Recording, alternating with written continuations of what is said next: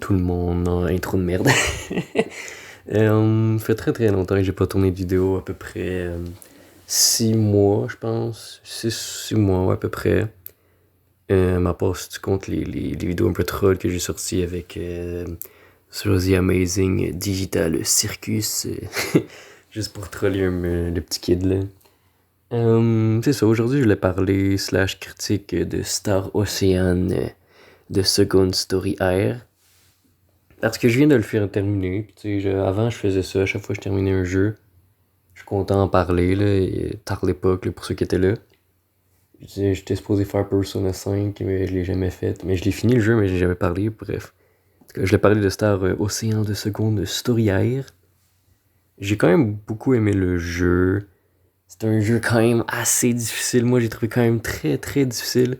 En tout cas, pas, mais même le début, même le premier mini-boss. Ouais, c'était pas mal un mini-boss, il m'a défoncé ma race, là. J'ai dû quand même un peu tryhard et tout, mais dans le fond, j'ai commencé. Dans le jeu, tu peux soit choisir Claude ou Reyna. Sur l'image dont on le voit, Claude, c'est le blond, et Reyna est la fille aux cheveux bleus. Tu peux choisir un de ces deux-là. Moi, j'ai choisi Reyna, tout simplement parce que dans la description, il disait qu'elle avait des pouvoirs de soins. Je me suis dit, hey, des pouvoirs de soins, c'est trop la vie, fait que je vais en prendre. Et voilà, j'ai fait mon aventure et tout. Le jeu est quand même très difficile, mais aussi un des points négatifs que je pourrais apporter au jeu, c'est que l'histoire, pas te mentir, elle tient un peu sur un fil, je sais pas comment dire, elle est pas très très bien expliquée au tout début du jeu. En tout cas, de la partie Reyna. Je vais parler uniquement de la partie Reyna, parce que Claude, je l'ai pas encore faite. Je vais la faire un peu plus tard, mais Reyna, je l'ai pas encore faite. Parce que dans la partie Reyna, elle cherche, t'as deux objectifs. À part à l'aventure pour en savoir plus sur le Sorcery Globe, globe de sorcellerie. Puis pour découvrir c'est qui sa mère. Parce que tu vois, au début du jeu, elle dit ouais, elle est adoptée quand elle était petite, elle a entendu que sa mère a dit ah non, non, non, c'est pas sa vraie mère et tout. Donc c'est ces deux objectifs-là. Tu vois, ça c'est les deux principales. Et pour être honnête, tu n'en parles presque jamais. La mère est évoquée 2-3 fois. Puis le globe de sorcellerie, il est invoqué 2-3 fois, mais tu vois, le jeu t'emmène vers d'autres places à la place. Je sais pas si vous comprenez, genre, en même temps, à un moment donné dans le jeu, ouais, je vais un peu spoiler, là. À un moment donné dans le jeu, tu dois aller voir, tu dois prendre le bateau, ouais, comme le bateau que le gars essaie de prendre en ce moment. Tu dois aller prendre la mer, il va y avoir un tremblement de terre que tu sais pas pour aucune raison, un tremblement de terre, je sais pas trop quoi, qui va faire que toute l'île est, tu vois, est en train de se détruire, tu vois, l'eau est inondée, décollée, tu sais pas pourquoi, c'est là. C'est là. À un moment donné, tu vas arriver dans une ville pour aller voir le roi. Le roi, il dit, ouais, voilà, je vais te parler du club de sorcellerie puis t'aider à partir en bateau. Seulement si tu m'aides à me défendre contre la guerre des monstres. Parce que oui, il y a une guerre de monstres que tu sais pas pourquoi elle est là, mais il y a des monstres. Qui disent, dans le jeu, ils disent, ouais, ça serait, on sait pas, peut-être sûrement le globe de sorcellerie qui les fait spawn. Mais tu vois, c'est pas plus expliqué que ça. Euh, Quoi déjà aussi, je l'ai parlé. Globe de sorcellerie, ouais, la mer, on n'en parle plus pendant tout le jeu, à part à la fin. À la fin, pendant un mini flashback, où est-ce que, ouais, on la voit pendant. Elle parle un peu, genre, des petits trucs de jeu, tu sais, genre un peu d'intrigue, là. On la voit uniquement là, puis elle est comme, oh ouais, maman, c'est tout. Elle s'en bat les couilles, là. Genre, oui, genre, sa mère, elle date d'il y a 7 millions d'années, parce que, ouais, il y a une explosion, puis elle a eu le temps de protéger sa fille, l'emmener dans un autre univers, là, pis tout, et genre, ok, ouais, c'est cool. Elle est partie, c'est ça. Et comme, ok, c'est good, genre, ouais, chez ma mère, elle a eu un petit coup de mou, elle est allée voir Claude, Claude était venu la voir, voilà, c'est passé. Aussi, un des points négatifs que je pourrais donner au jeu, c'est ses personnages jouables. Tu vois, Reyna et Claude, c'est les principales. Ils vont parler, ils vont beaucoup parler depuis tout. Mais ce qu'il y a aussi là-dedans, c'est que tu as beaucoup de personnages recrutables. Je pense qu'il peut en avoir jusqu'à 8, excluant Claude et Reyna. Eux autres, obligatoirement, ils sont dans ton équipe. Puis j'ai parlé un peu les MC. C'est les personnages, ouais, les personnages jouables. Parce qu'ils ont tout un petit arc narratif, tu vois, comme elle a la sorcière, j'ai oublié genre, ouais, Céline. Elle a un petit arc narratif, là, oui, genre, elle cherche un trésor, pis tout, après ça, oui, elle peut rejoindre ton équipe.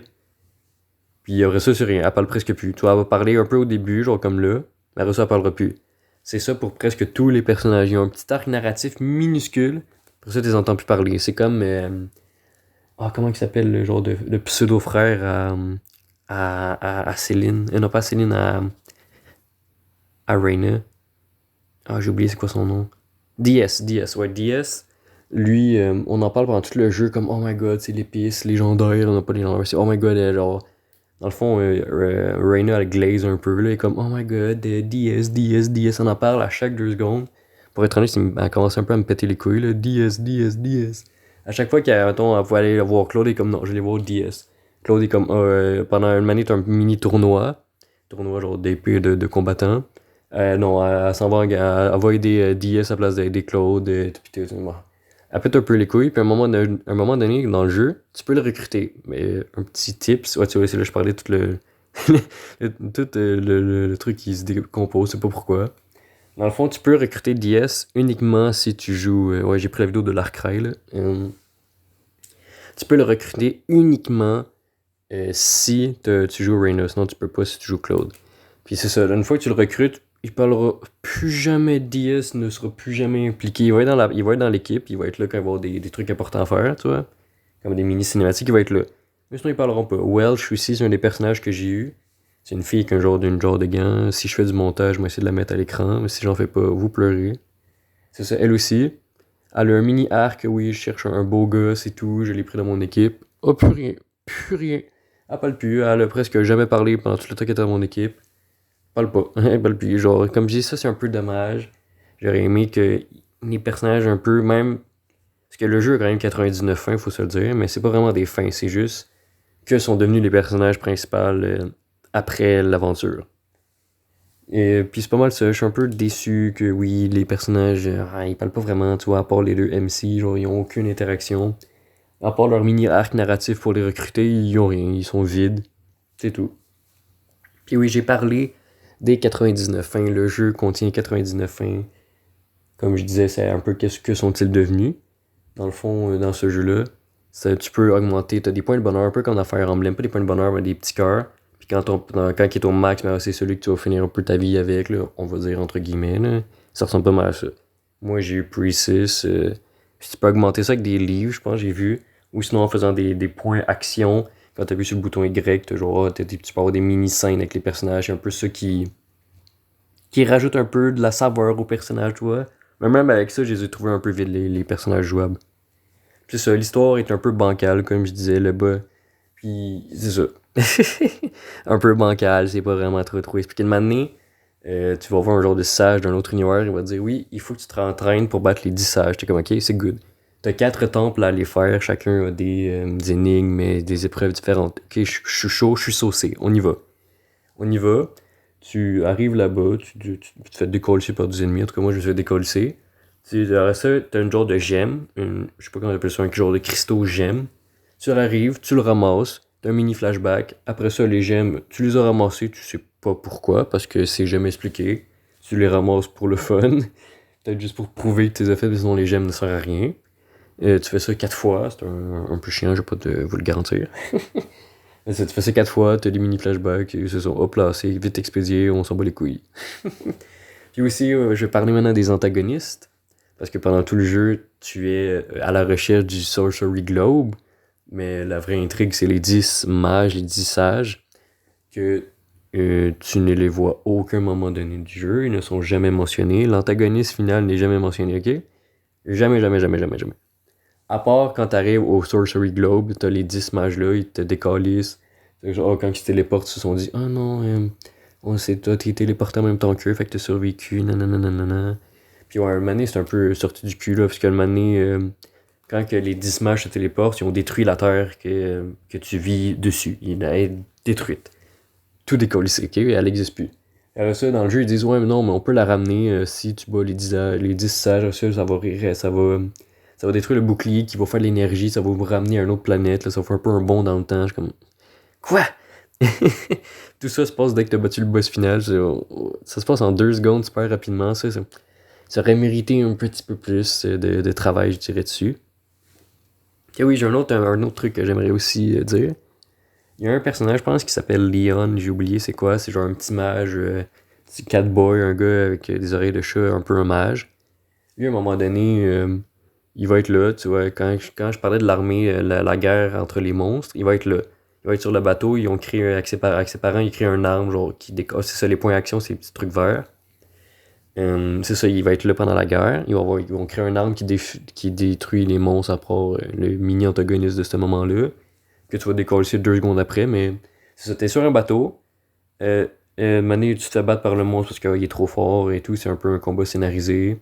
C'est ça que je te parle, genre, tu fais des petits points d'action, hop là, c'est ça. Je reviens à mon truc. Tu fais, t'es sur le bateau, tu fais décoller, c'est un combat scénarisé, t'es obligé de perdre.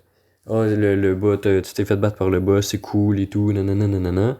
Mané, ils disent, il faut sauter à l'eau, non, non, non, c'est le boss te jette à l'eau. Puis après ça, le petit kid, il dit, moi je l'avais pas dans mon équipe, peut-être que ça change si tu l'as dans ton équipe. Il a sauté à l'eau. On en a plus jamais entendu parler, hein. Avec ses parents, on en a plus jamais entendu parler. Fait que peut-être parce que je l'avais pas dans mon équipe, on sait pas qu'est-ce qui est arrivé. Moi, j'ai envie de dire qu'il est mort. Parce que c'est ça, il a littéralement sauté à l'eau, on en a plus jamais parlé. Genre, nous autres, tous les personnages qui étaient dans mon équipe se sont échoués sur une île. Où est-ce que le jeu continue.